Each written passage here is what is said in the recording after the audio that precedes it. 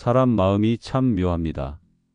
기다릴 땐 그렇게 보고 싶더니 막상 결혼한 자식이 집에 오면 괜히 집안 분위기가 뒤숭숭해지고 왜 이렇게 피곤한지 모르겠다는 생각이 듭니다. 자식이 오는 게 싫은 건 아닌데 편한 건 더더욱 아닌 것도 사실입니다.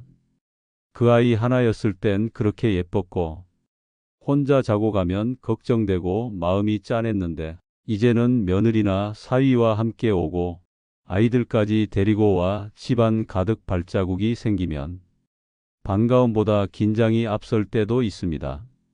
무의식 중에 냉장고를 열어 뭘 꺼내주나 살피고 부엌 정리 안 된 걸 괜히 민망해하며 말 한마디에도 조심조심 눈치를 보게 됩니다. 그러다 보면 이건 우리 집인데도 어쩐지 내가 주인이 아닌 것 같은 기분이 들고 맙니다. 그 감정이 괜히 찾아오는 게 아닙니다.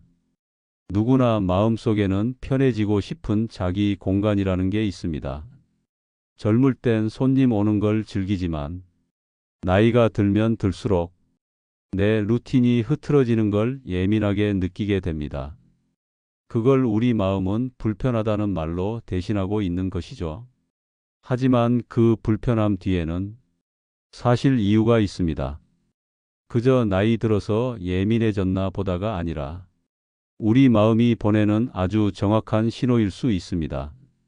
첫 번째 이유는 내가 더 이상 중심이 아니라는 자각입니다. 예전엔 자식이 집에 오면 엄마 이거 맛있어. 아버지 손주가 학교에서 이렇게 내 이야기, 우리 가족의 이야기를 중심에 두고 모두가 나를 향해 시선을 맞췄습니다.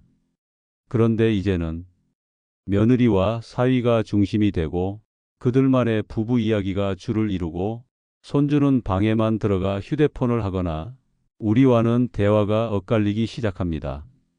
그럴수록 나는 이 집에서 옛날처럼 중심이 아닌가 보다라는 생각이 가슴 한편에 스치듯 지나갑니다.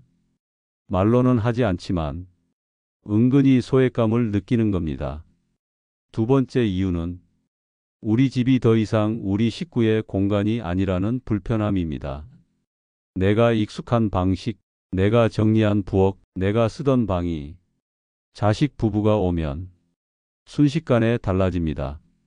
식탁에 앉는 자리 하나 바뀌는 것부터 반찬을 데우는 방식, 욕실 수건의 위치, 심지어 TV 채널까지 작은 변화들이 쌓이면 이게 아직도 내 집 맞나? 싶은 순간이 오죠. 하지만 그것이 자식이 미워서도 사위나 며느리가 싫어서도 아닙니다. 그저 내 공간에서 익숙하지 않은 흐름이 생기고 내 방식이 침범당한 듯한 느낌이 내면에서 거부감을 일으키는 겁니다. 이런 마음은 부끄러운 것이 아닙니다. 누구나 자신만의 삶의 리듬이 있고 그 리듬이 깨졌을 때 우리는 감정적으로 예민해집니다. 그것은 이기적인 나가 아니라 지켜야 할 자기 삶의 경계선을 인식하는 건강한 신호일 수 있습니다. 이 감정을 마주할 줄 알면 우리는 조금 덜 상처받고 덜 억울해지고 조금 더 지혜롭게 관계를 유지할 수 있게 됩니다. 세 번째 이유는 사소한 행동에서 느껴지는 무례함 때문입니다. 자식 부부가 아무 말 없이 냉장고를 열고 정리해둔 반찬을 꺼내거나 아무렇지 않게 전자레인지를 사용하는 모습을 보면 이상하게도 마음이 불쾌해질 때가 있습니다. 그런데 그게 뭐가 문제냐고 반문하는 사람도 많습니다. 가족끼리 뭐 그런 걸 가지고 그래요? 엄마 집이 곧 우리 집인데 편하게 하는 거지. 그 말이 틀린 건 아닙니다. 하지만 가족이기 때문에 서로 조심해야 하는 선도 있습니다. 며느리가 손 씻고 나서 수건을 제자리에 안 걸어 두었을 때, 사위가 말도 없이 방문을 벌컥 열었을 때, 혹은 다 먹고 나서 그릇 하나 제대로 씻어놓지 않았을 때, 그건 단지 행동의 문제가 아니라 이 집의 주인을 존중하고 있느냐는 태도의 문제로 느껴집니다. 물론 젊은 세대의 사고방식과 다를 수 있습니다. 그러니 처음엔 이해하려고 노력합니다. 하지만 반복될수록 내가 이 집에서 존중받지 못하고 있구나. 나는 이제 그냥 잠시 들렀다 가는 뒷방 노인인가 하는 씁쓸한 생각이 드는 것도 사실입니다. 이럴 때는 화를 내기보다 감정을 정확히 들여다보는 것이 먼저입니다. 정말 반찬을 함부로 꺼냈다고 화가 난 걸까? 아니면 내 역할과 자리가 점점 작아진다는 느낌이 속상한 걸까? 그 감정을 제대로 알고 나면 조금 더 솔직하게 말할 수도 있습니다. 너희 편하게 지내는 건 좋아. 그런데 엄마도 뭔가 대접하고 싶은 마음이 있으니까 뭐 꺼낼 땐 한마디만 해줬으면 좋겠어. 이 한마디가 분위기를 바꾸고 관계를 정돈해주는 시작이 될 수 있습니다. 그리고 마지막 네 번째 이유는 몸과 마음이 예전 같지 않기 때문입니다. 예전 같으면 손주들 한번 왔다 가는 게 그렇게 좋았고 딸내미가 오면 며칠이고 상을 차려주고 싶었지만 이제는 체력이 따라주질 않습니다. 음식 몇 가지만 준비해도 허리가 아프고 설거지를 두어 번만 해도 손목이 저릿저릿합니다. 낮잠 한 번 못 자고 하루 종일 응대하고 나면 밤에 깊은 잠도 오질 않습니다. 그런데도 자식은 모릅니다. 엄마는 원래 살림 잘하잖아. 아빠는 원래 그런 거 좋아하잖아. 이렇게 말하며 예전의 부모 모습을 여전히 기대합니다. 하지만 몸은 이미 달라졌고 마음도 그에 맞춰 조심스러워집니다. 예전엔 좋았는데 요즘은 좀 부담돼.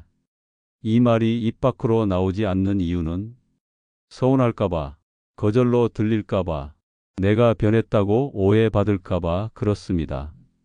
하지만 진짜 이유는 정말 사랑하지 않아서가 아니라 이제는 내 힘도 내 마음도 조금은 쉬고 싶다는 바람일 뿐입니다. 우리는 사랑하지만 피곤할 수 있습니다. 보고 싶지만 막상 오면 부담스러울 수 있습니다. 그 복잡한 마음이 들킨다고 해도 절대 나쁜 사람이 되는 건 아닙니다. 그저 사람이 사람으로서 자기 삶의 리듬을 지키고 싶어 하는 아주 자연스럽고 당연한 마음일 뿐입니다. 결혼한 자녀가 집에 오면 괜히 불편하고 싫어진다는 그 마음, 사실은 누구에게도 말 못하고 혼자 삼키는 경우가 많습니다. 왜냐하면 그렇게 속 좁게 굴지 마세요. 가족이잖아요. 라는 반응이 돌아올까봐 자기 마음을 미리 감추게 되는 거죠. 하지만 그 마음을 끝까지 눌러두면 그 감정은 언젠가 더 크게 돌아옵니다. 무뚝뚝한 말투로 나오거나 잔소리로 흘러나오거나 아무렇지 않은 얼굴 뒤로 점점 서운함이 쌓이게 됩니다. 이럴 때 가장 먼저 해야 할 일은 내가 지금 왜 불편한지를 부끄러움 없이 인정하는 일입니다. 나는 지금 내 자식이 싫은 게 아니라 이 관계에서 내 자리가 흐릿해진 게 불편한 거구나. 나는 지금 며느리나 사위가 미워서가 아니라 내 삶의 방식이 존중받지 못한다는 기분이 들어 속상한 거구나. 이렇게 내 마음을 정확히 알아주기만 해도 마음속 서운함이 절반은 풀립니다. 그리고 그 다음엔 이 감정이 관계를 해치지 않도록 내 경계를 조용히 세우는 연습을 해야 합니다. 가령 이런 식입니다. 자식이 주말마다 집에 오겠다고 할 때 이번 주말엔 엄마도 쉬고 싶어. 조용히 혼자 있는 시간도 필요하더라. 며느리가 집안일을 도와준다고 하면서 부엌의 순서를 바꾸거나 손을 대기 시작할 때 고맙긴 한데 여기는 내가 익숙하게 해온 방식이 있어. 도와주는 마음만으로도 충분해. 이렇게 말해도 괜찮습니다. 이건 미움이 아니라 관계를 건강하게 지키기 위한 자기 표현입니다. 그리고 또 하나, 우리는 종종 내가 불편하다는 사실만 자각하고 상대가 느낄 불편함은 놓치는 경우도 많습니다. 우리도 어느 순간 자식에게 잔소리를 하게 되고 생각 없이 비교하게 되고 자식 부부의 방식이나 살림에 알게 모르게 참견하게 됩니다. 그때 상대 역시 엄마 집에 오면 너무 피곤해. 아버지가 자꾸 평가하는 것 같아. 하는 감정을 가질 수 있습니다. 서로가 서로에게 조금씩은 피곤한 존재가 되어가는 것, 그건 특별한 잘못이 있어서가 아니라 모든 관계가 나이를 먹으며 생기는 자연스러운 마찰입니다. 가까운 사이라도 자기 삶의 방식이 있고 그 방식을 건드리는 순간 마음이 움찔하게 되는 건 어쩌면 당연한 일입니다. 이제는 예전처럼 모든 걸 참고 넘기지 않아도 됩니다. 그렇다고 싸우거나 관계를 끊어내야 한다는 것도 아닙니다. 단지 내 마음의 온도를 먼저 알아차리고 상대를 위한 여유와 나를 위한 선을 같이 세워가는 과정이 필요한 것입니다.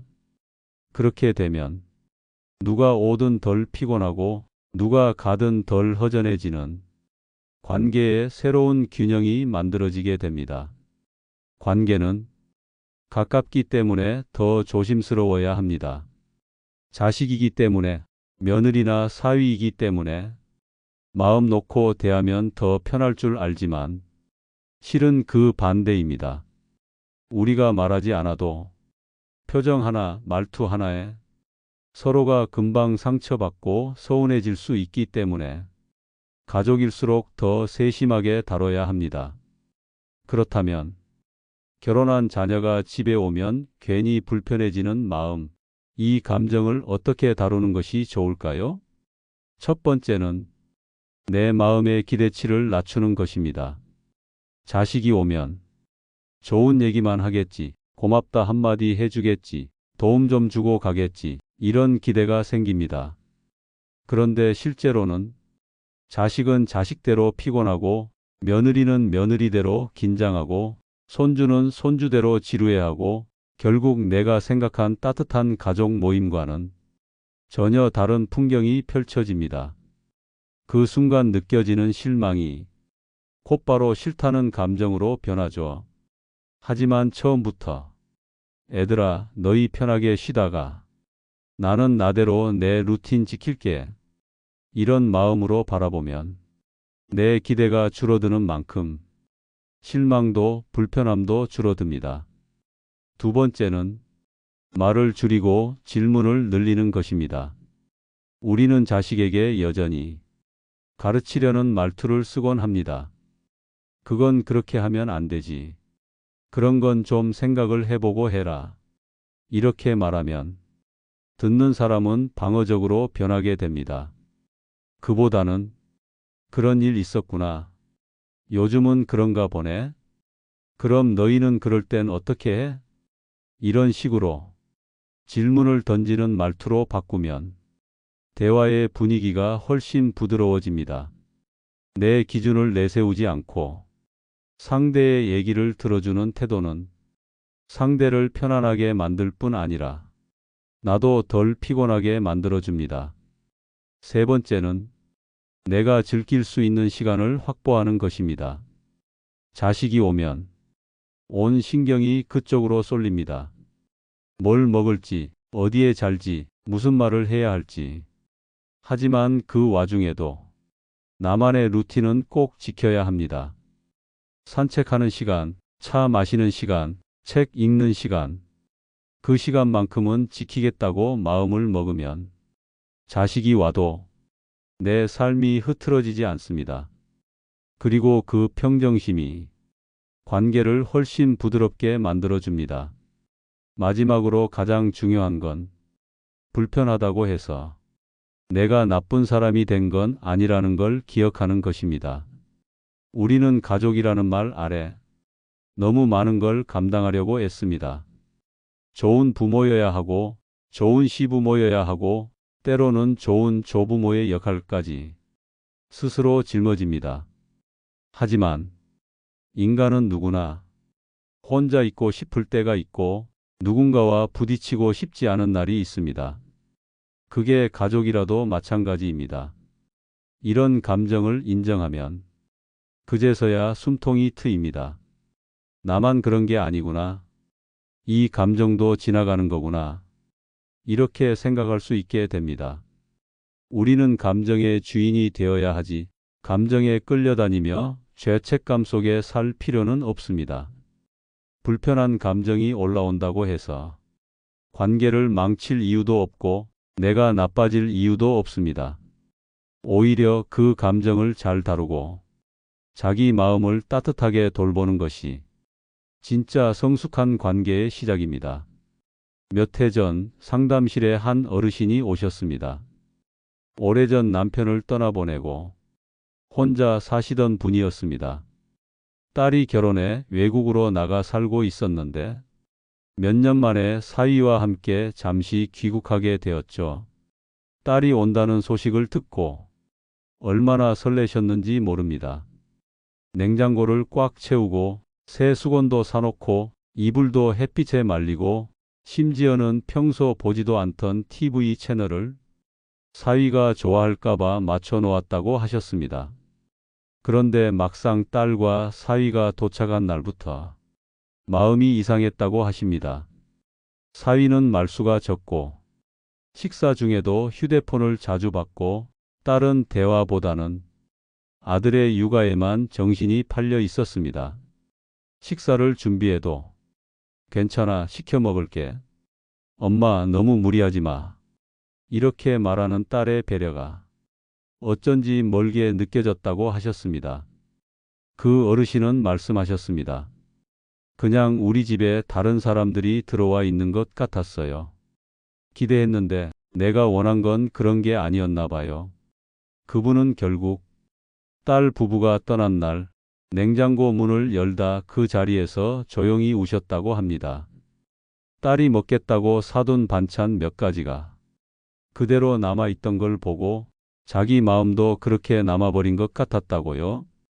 그 이야기를 들으며 저도 가만히 고개를 끄덕였습니다. 기다림이 클수록 실망도 커지는 게 사람 마음입니다. 하지만 그 실망은 그 사람을 미워해서가 아니라 내 마음 속에 있는 관계의 기억이 과거와 달라졌음을 받아들이지 못해서 생깁니다. 그 어르신은 며칠 후 이런 말씀을 하셨습니다. 근데요, 생각해 보니까 그 아이들도 참 힘들었을 것 같아요. 낯선 한국에 오고 아이 데리고 시차 적응하느라 지치고 내가 너무 내 기대만 가득했던 것 같아요. 그 순간 저는 마음속으로 박수를 쳤습니다. 그건 자신을 탓한 것이 아니라 감정을 객관적으로 들여다볼 수 있는 힘이었기 때문입니다. 관계란 언제나 기대와 현실 사이 어딘가에서 흔들리는 외줄 같은 것입니다. 그 위에서 우리는 종종 상처를 받고 때로는 스스로 실망하기도 하죠. 하지만 흔들림을 탓하지 않고 그 위에 스스로 균형을 잡으려는 노력이 있을 때 관계는 다시 편안해질 수 있습니다. 그 어르신은 딸 부부가 돌아가고 한참 뒤에 편지 한 장을 쓰셨다고 합니다. 엄마가 너무 기대가 컸던 것 같아. 너무 미안해하지 말고 다음에 올 땐 엄마가 좋아하는 고추장 찌개나 같이 먹자. 그리고 그 편지를 받은 딸은 울면서 전화를 걸어왔답니다. 엄마가 그렇게 말해주니까 나도 엄마 집에 다시 가고 싶어졌어. 이렇듯 상대가 달라지는 걸 기다리는 것보다 먼저 내 마음을 돌아보고 조금 더 솔직해지고 조금 더 부드러워지면 관계는 다시 따뜻해질 수 있습니다. 그리고 그런 용기 있는 표현은 상대를 움직이게 합니다. 그게 바로 가족이라는 인연이 가진 조용하고도 깊은 힘입니다. 살다 보면 참 많은 감정을 꾹 눌러가며 살아야 할 때가 있습니다. 특히 부모라는 자리는 언제나 참고 이해하고 양보하는 쪽이 되는 경우가 많습니다. 하지만 나이가 들면서 그 참는 일들이 더는 쉽지 않아집니다. 몸도 지치고 마음도 민감해지고 그동안 눌러두었던 감정들이 조용히 올라오곤 합니다. 결혼한 자녀가 집에 오는 일이 예전처럼 반갑지만은 않고 그 시간 이후 며칠씩 기운이 빠지고 말도 안 했는데 왠지 섭섭하고 그런 자신을 보며 또 미안해지고 그런 마음이 드는 건 여러분이 이기적인 사람이어서가 아닙니다.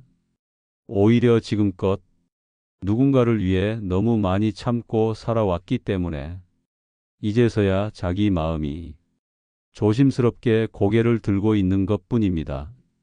그 마음을 억지로 억누르지 마세요. 불편한 감정도 속상함도 다 소중한 신호입니다. 이제는 자식의 눈치만 볼 게 아니라 내 마음의 표정을 먼저 살펴야 합니다. 무언가 불편하다면 그 불편함을 들여다보는 것이 먼저입니다. 그러다 보면 그 감정이 말하고 싶은 것이 무엇인지, 내가 어떤 돌봄을 원하는지 스스로 알 수 있게 됩니다. 그리고 그 다음에는 말해도 괜찮습니다. 요즘은 조금 피곤해서 사람 많이 오는 게 부담이 돼. 예전엔 괜찮았는데 이제는 좀 쉬고 싶어. 너희가 싫은 건 아니야. 그냥 내가 좀 달라졌나 봐. 이렇게 부드럽게, 그러면서도 솔직하게 자신을 표현하는 연습을 해보세요. 의외로 자식들도 그 말을 듣고 나면 마음이 놓입니다. 아, 엄마가 더 이상 예전처럼 안 해도 되는구나. 아버지도 이제는 좀 쉬고 싶으신 거구나. 그걸 알게 되면 서로의 기대가 현실로 내려오고 그만큼 관계도 가벼워지고 편해집니다. 관계라는 건 언제나 조율의 연속입니다. 특히 가족이라는 관계는 너무 가까운 만큼 작은 오해 하나에도 금세 멀어질 수 있지만 또 너무 깊은 만큼 한마디 진심이면 다시 이어지는 인연이기도 합니다. 내가 조금만 더 솔직해지고 상대의 입장도 잠시 돌아보면 생각보다 많은 불편함은 오해였다는 걸 알게 됩니다. 그리고 그 오해는 이해로, 그리움으로 다시 따뜻한 말 한마디로 바뀌게 됩니다. 오늘의 이야기가 여러분 마음속 불편함을 조금은 덜어주었기를 바랍니다. 그리고 여러분이 자기 감정을 더 부드럽게 받아들이는 계기가 되었기를 바랍니다. 우리 모두는 누군가에게 부모였고 지금은 스스로를 돌보아야 할 나이에 이르렀습니다. 그 돌봄의 시작은 남이 아닌 내 마음을 바라보는 일에서 시작됩니다. 이 방송이 그 마음의 문을 조용히 열어주는 하나의 열쇠가 되었기를 바랍니다. 늘 당신의 평온을 응원합니다. 고맙습니다. 지혜의 숲이었습니다.